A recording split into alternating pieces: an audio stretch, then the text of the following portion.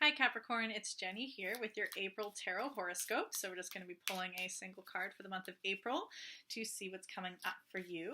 So the first 2/3 of April is Aries season. We just started an energetic new year at the March equinox where we started with Aries season. So new energy, new year. And then towards the end of April, we're going to now be in Taurus season, which is an earth sign. So that's going to be the main energy that we're going to be playing with this month, and we're just going to see what comes up for you today. Try not to throw the cards on the floor. Ooh, there's one. All right, that came out. Let's see. Here we go. So we've got the King of Cups reversed. So this is the way it looks like the right way up. So we have this man here, this king, he's got his crown. He has these two scepters here, and then above him we've got this cup, and all around him we have this shape of this vase or this decanter or this crucible there, and it came out upside down like that. So we're going to see what the King of Cups has to say for us today. Okay, King of Cups, your heart's true desire. Strong emotions and intense desire are the essential features of the King of Cups. A big glass vessel surrounds the central figure, which has been taken from a 1590-97 painting by El Greco portraying the French king Louis IX. The glass symbolizes a test tube or an amniotic sac. On the one hand, it is a positive symbol of transformation, like the alchemistic crucible, and of growing life, like the womb. On the other hand, it is a negative symbol reminding us of unpredictably dangerous scientific experiments. The glass vessel also stands for an invisible wall and shield, such as a negative spell or a curse. If this king doesn't want to become a prisoner of his own needs and emotions, he will have to learn to successfully deal with the highest emotional heights as well as the pits. This lesson is symbolized by the lily scepter, see the Empress and the Emperor, while the wand in his right hand with a fist or a devil's head at the end indicates a person with focused energy who is not afraid of any taboos, devils, and who walks his path with a clear conscience and free of sin, the lily. Instincts and presentiments, temptations, and often confusing needs have to be dealt with firmly. The fulfillment of your dominant desires and the dissolution of basic fears will lead to personal maturity and to the surmounting of all vain longing, leading to a blessed state of perfect contentment. It is through change that we grow, and the more we grow, the better we can deal with change. If we are careful not to neglect our true nature in the process, our personal dignity will be augmented. Practical advice: be true to your desires. If you walk through a dark tunnel, take a light with you. Do not be afraid of confronting taboos and the dark side, but do not become too fascinated by them either. As you learn to deal with your dominant emotions, your true desires will become clear.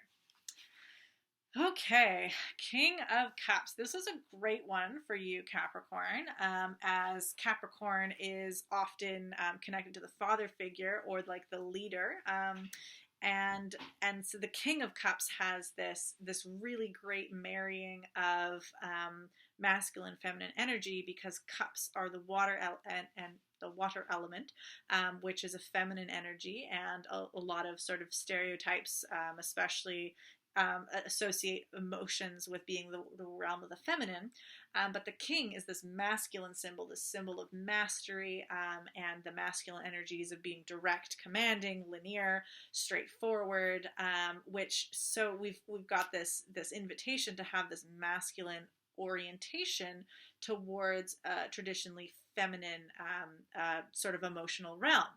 So what that looks like in this case is really talking about mastery. And mastery involves it involves success through hard work, failure, overcoming, and becoming a master. You don't get to be a master just because you've never made any mistakes. Having a perfect score doesn't make you a master necessarily. It's more looking through time and seeing the times of, challenging yourself, getting it wrong, risking something, having failure, working towards it, discovering from your mistakes, and then achieving mastery, so that now true mastery is that no matter what happens, anything can come at you, things can be unexpected, you can be faced with new challenges, and you will be okay because you have mastery. So this this invitation then is to get very up close and comfortable with all aspects of your emotional experience, including the ones that make you feel very insecure, make you feel like you're out of your element, make you feel like you are not in your mastery, because it's on the road to becoming a master. It's the avoiding this whole issue of you can't just avoid the things that are going to be difficult. You can't be afraid of what the intense full experience of your emotions can be, because anything that you're afraid of experiencing, you're not going to have mastery over. And in the king sense, mastery has the sense of dominion over, like this the hopefully healthy domination of, I have ownership, I have tamed it, and I'm responsible for it. I have dominion over it. I am the leader of this realm. I'm the leader of this emotional realm.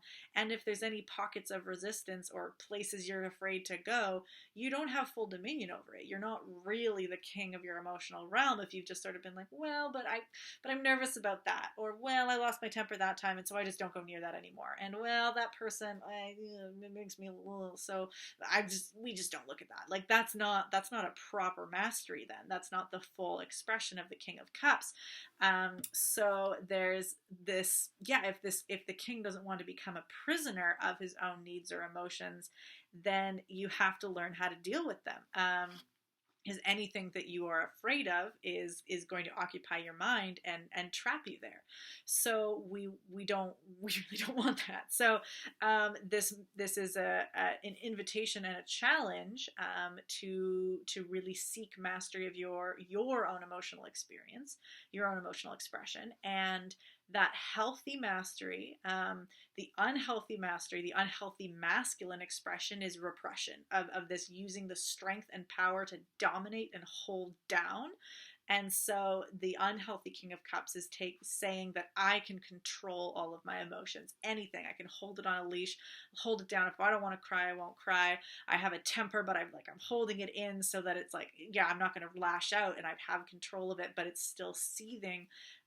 So that is this negative aspect of bringing everything so tightly under control, because you're afraid you're going to lose control, or you're afraid of what you're actually going to experience. So that can feel like mastery, and that can feel safer.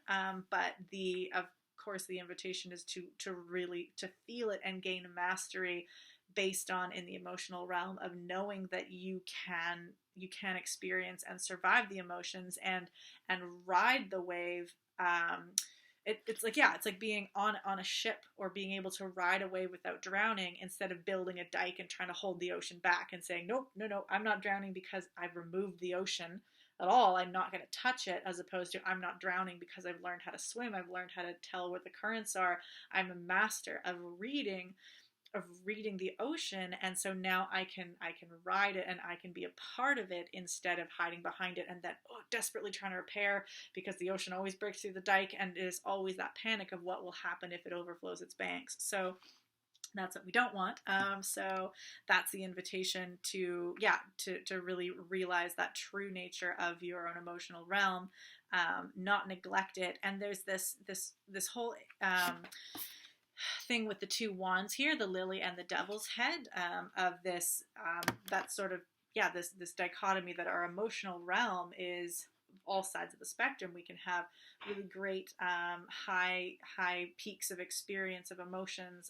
We can have great altruism, delight, clear conscience, and then there's also things that are often taboo. We can have great rage, jealousy, a lot of emotions that we often because they have such potential for destructive force, there's a strong taboo against them. Whether that you can't feel them at all, because it'll make you evil. It'll say something about you and who you are as a person if you experience anger or jealousy, or it's that they're dangerous. Especially if you're married with this masculine strength of the King of Cups, is what could you do with that energy, with those emotions? You could be destructive. So there's that fear. And we're trying to invite a mastery of both. We're trying to have that clear conscience, that lily scepter, and then be comfortable with that realm of potential darkness and taboo, that then becomes integrated and is no longer this like this devil head at you. It's like, no, I've got, you know, like picturing that king with his, like, I guess the shoulder angel or devil, or the different advisors of, okay, this is the positive, this is the negative, you know, this is what my best side or my happiest expression wants to feel. This is what the darker, heavier aspects want to feel. But anger is most certainly important to have, because if you're only like feel good, happy all the time, you're not going to be prepared for some of the darker things out there that need you to rally intense emotions. So both of those, as being these advisors to this King of Cups, you need them to have kind of equal power and familiarity with both. So that's the card. That one little other note is be true to your desire, and that's going to be kind of bringing us into the astrology of the month, which is, we're starting with Aries, and Aries is a fire sign. And it's the first sign of the zodiac. So we're into this brand new spark, this new year. And Aries is the sign of the warrior. So Aries is symbolic of the inner warrior. So it has this kind of masculine energy as well, so it's kind of like, how can you bring this warrior into this kingdom of emotions? And you're kind of like, you can kind of picture like the chivalrous knight, or just like a well-adjusted, mentally healthy fighter, somebody who is not just in their anger and rage ready to be unleashed, so that the only time you can fight is if you bring up all your anger and then unleash the rabid beast and hope that you can get him to heal afterwards, or this, you know, this warrior that's tender-hearted and is so afraid to go out and cause any sort of potential harm, is too afraid to defend their values, because they have this like this whelming sadness or fear of harming people, or the soft aspects of the emotional realm. Then the Aries warrior is now impotent, because they can't fight. So neither of those warriors are balanced. We want to have this balanced inner warrior to be like emotionally, like this is an emotionally adjusted warrior, that can understand their own feelings and understand and maintains them as allies, but not as controlling them, or trying to, like, not as the emotions controlling the warrior, or the warrior trying to suppress the emotions. They are allies to make them a better warrior, and a truer of heart warrior, so that they are always connected to their values, and that they know the limits of what they can do in that warrior state. So that's going to be this first part of April. So you might feel with that, like that fire energy as well. Fire isn't the sign of emotions. Water element is the element of emotions, but fire is this inspiration, this impulse, especially Aries. It's very impulsive. So because we're marrying this impulsive astrological time of Aries with your card that's cups, which is emotional, you may feel for this first chunk of April is that you have a lot of very impulsive emotions that you might not be used to, that just things are flashing and hot with that Aries spark, but it's coming with these emotions, and you're kind of like being invited to like feel those emotions coming out that might be kind of not expected, in order to invite you to face that and achieve mastery of it. So first part of April might feel very like volatile emotionally. And I know typically Capricorn, you may not like really wear your emotions on your sleeve, and you might not feel like that's kind of your main element. So this might feel very like, ooh, like very shocking for a little bit of this, like, why are these emotions all coming up? I usually, like, this isn't something that I want to be controlled by. And that is that kind of paradox, is you have to get into the ocean before you learn how to swim. You have to be involved in and understand what it feels like to have those emotions coming at you in a more impulsive way, before you are then able to manage them and welcome them in and integrate them and experience them in a healthy way. So if the beginning of April feels just a little all over the place, that's okay.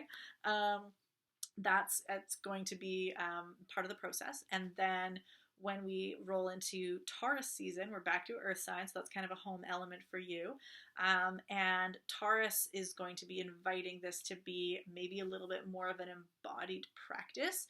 So if you've been experiencing some of these emotions, just like emotionally, like just feeling them.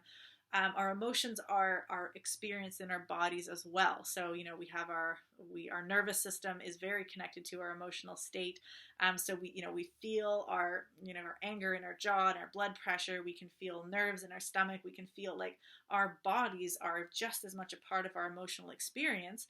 So Taurus season is going to be really landing us in the body and say, hey, can we work these emotions through somatically? Can we, instead of like, this is an invitation rather than trying to figure it out, trying to bring mastery of your emotions through your mental capacity, it's going to be inviting this embodiment. So there's all kinds of different practices of embodying your emotions, whether it's just like, some people do the like go into a room, scream into a pillow, kick and punch things, like embody anger in a physical way that's not destructive.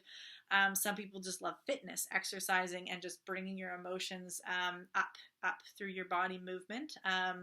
Breath work as well as working with the body, and so meditative practices or breath work, yoga practices, just cardio as well, all of those kinds of things. And also not just exercise, but feeling like the pleasure sensations of the body. So like having massages or baths, or just like wrapping yourself in like nice bathrobes, things that bring the body sensation into your emotion, whether you are wanting to play up the emotion, and so you're getting into the anger with your body, or you're feeling very sad, and so you're like just getting yourself cozy so you can luxuriate in a tearful experience, or bringing the opposite in. If you're angry, you can bring in comfort, and if you're sad, you can bring in motion to move things forward. You can play with it. There's all kinds of different things you can do, but really the invitation is to bring it into your body with the end of the month into Taurus season, and experience your feelings